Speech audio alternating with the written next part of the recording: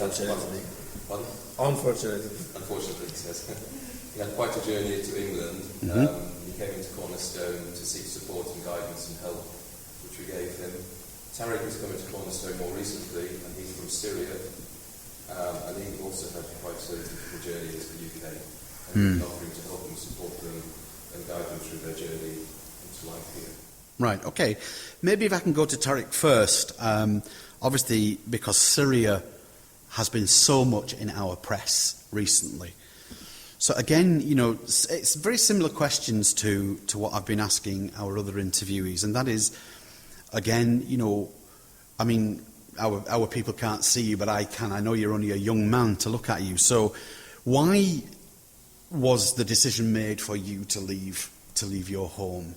War, actually, being in danger. War. Yeah, your life will be in danger. Yeah. It's, when you say it like that, it's very straightforward. War, you know, and we've seen photographs of or images from Syria, the just utter devastation of the places there that are being bombed.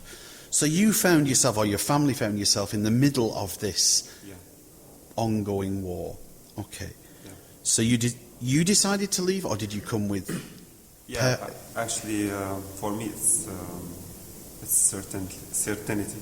I have to leave, especially for a young man. Because, living in a country, war country, have a war. Yeah. So for a young man, you have to do something like fight. So you have to, yeah. Yeah. So I don't want to. Conscription, as it used to be here. Yeah. To be with any other violence. Okay. Yeah.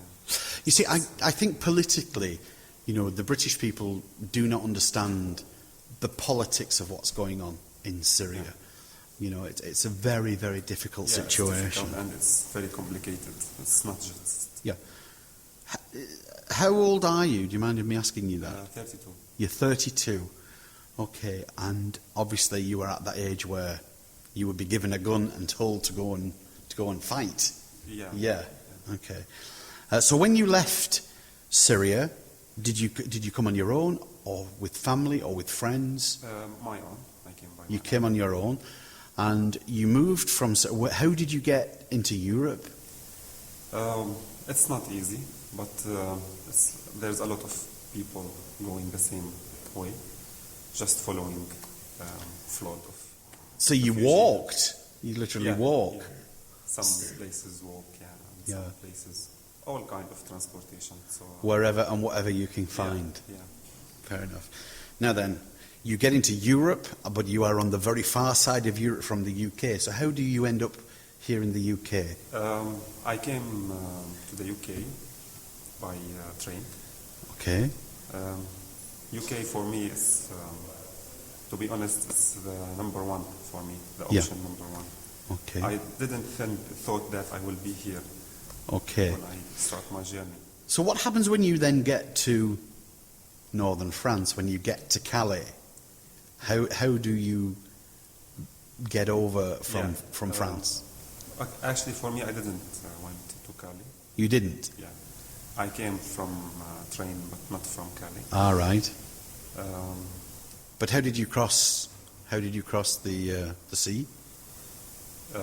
It's just go to the train and just... Through the tunnel? Yeah. All right. Okay. Sometimes you have some places you will be lucky to pass it easily. He's not telling me the tricks of the trade here. That's okay. So, Poya, over to you now. Again, you know, Iran has been... Obviously, we know a lot about Iran because we see it so often on the TV here, and we know about the war that seems to have been going on forever in Iran.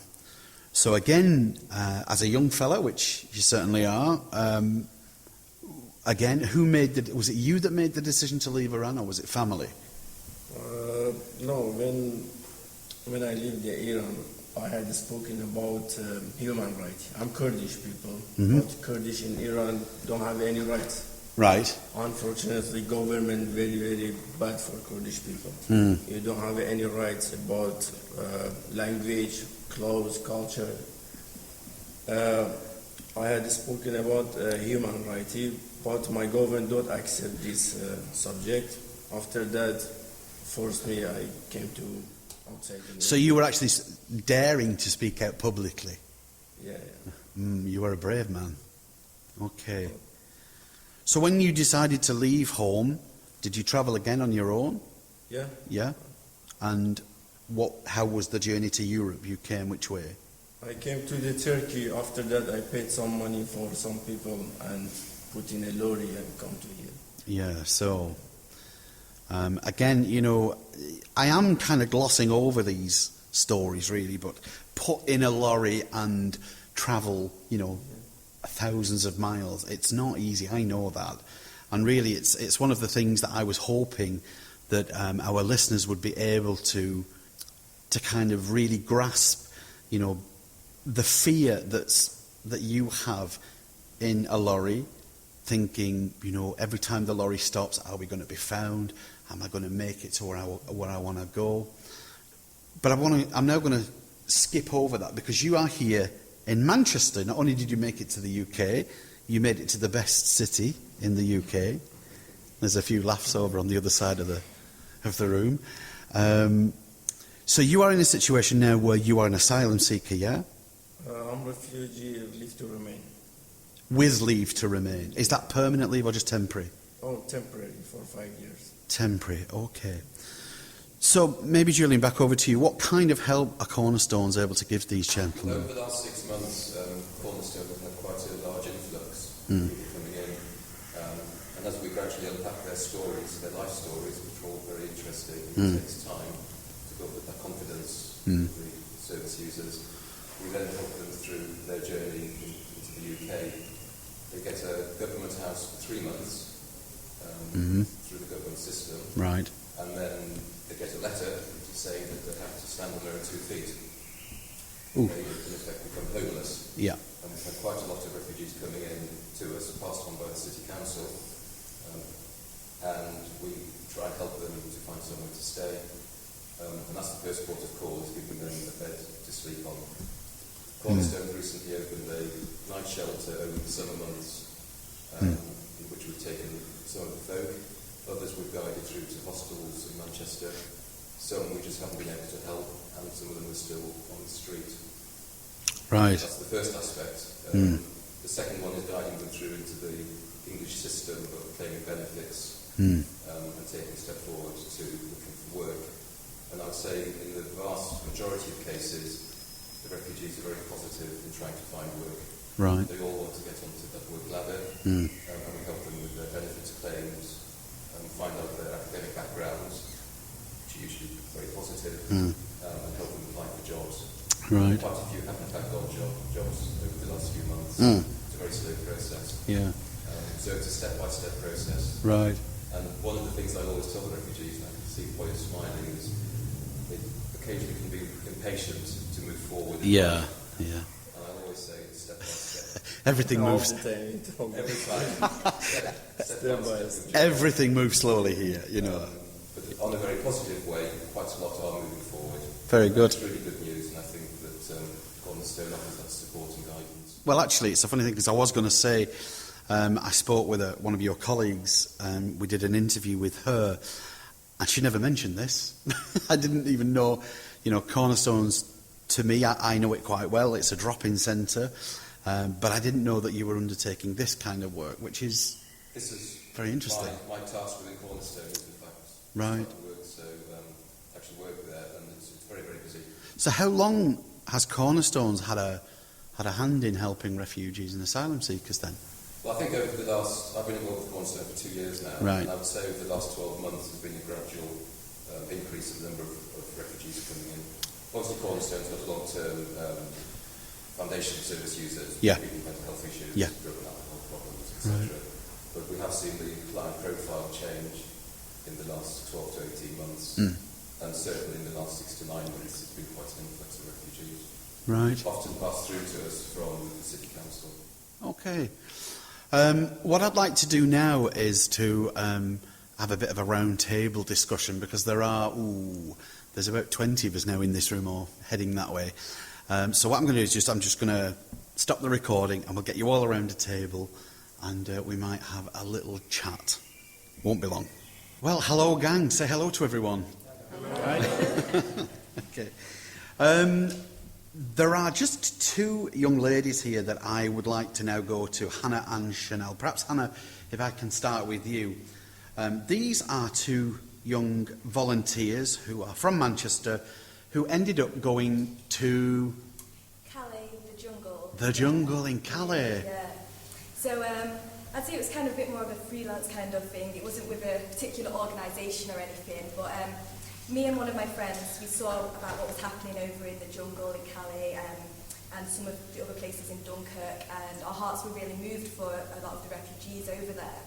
So what we did is there was another man, we packed up a big van full of loads of different clothes, resources that people from the churches had given. And we just packed up a van and we headed over to Calais through the tunnel. So we headed there in the morning, we spent a day over there. Our first stop actually was in Dunkirk, so that's kind of similar to the jungle. There's a lot of refugees who were over there, and I would say that the situation over in Dunkirk was in some way a bit worse than even like over in the jungle in Calais. We saw there was a lot of children running around, but the conditions were very muddy, they were very wet, damp, and a lot of refugees had just come over, and they had no tents, they had no camp, they had no blankets. So we just came out and we said, we've got clothes, we've got blankets, we've got shoes, and then we told them the van was here, and then everyone kind of swarmed at the van, so they all came over. So they emptied the van very quickly, I'd say. Very quickly. We had to try and make a bit of organisation, considering there's only 3 of us. We're like, please make a line, but there was a lot of young children. I think what really touched me was so many of the young children wanted to play with the toys, and obviously they'd come from very traumatic situations. A lot of them shared with us their stories and the fact that they've just travelled across from all places, Iran, Iraq and Syria, Afghanistan, and they were telling us about some of their stories. And it was just amazing being able to talk and help with them. And from Dunkirk, we gave out a lot of supplies there. We then travelled over to the jungle in Calais. We headed to one of the family area of the camp, and we made friends with a few of them, a few persecuted Christians who were over there who told us of some of their stories from Eritrea and stuff, and they just explained to us about their situation, how they came over here, and then we gave out some more supplies just to everyone over in that camp. And right. Yeah, gave out warm clothes because the time when I did go was in winter time, so a lot of them we gave out. Right. So Chanel, over to you really. When you get to somewhere like the jungle, which... I didn't go. Oh, did you? Sorry. All right, okay. I've just been more interested in learning about it, and it's because I feel like everyone in Manchester and in areas where they've just grown up and everything's been given to them, I feel like we don't know that how like these people struggle with their life from the day they're born. They're struggling. They don't know full peace with their mind, and I feel like I've just wanted to understand the way that people live, because I don't know, I think it humbles people more, so I just wanted to learn about it, and especially with Hannah coming back from Calais, I was really interested in it. So well, Hannah and Chanel are two, I mean, again, our listeners can't see you like I can. They are very young, beautiful ladies indeed, who obviously have big hearts. And, so perhaps if I can go back to Hannah, when you see the jungle, what does it do to you? I mean, we only see it really very rarely now on our TV screens, but we don't really see, what's going on there. So perhaps you can just enlighten us into how it affected you as somebody from Manchester. I think definitely when I first arrived, it kind of was a bit overwhelming in the sense that when we first arrived at one of the camps, there was a lot of rubbish just around, there was rats coming and stuff, and there was children just playing amongst like the mud. And I think for me at first that was quite overwhelming because I have never experienced or seen something like that. So I was really moved by it, but I think what it really did for me was it really opened up my eyes to what's happening. The fact that sometimes the media doesn't portray it in the same sort of way that you're actually seeing it in person when you're out there, and that a lot of times it's kind of different in the media compared to you personally going out there and actually speaking to the people and talking to them, hearing their stories. You're seeing a different perspective and you're seeing it firsthand and you're learning about what it is. And I think that's really moved me as a person to do more. And have you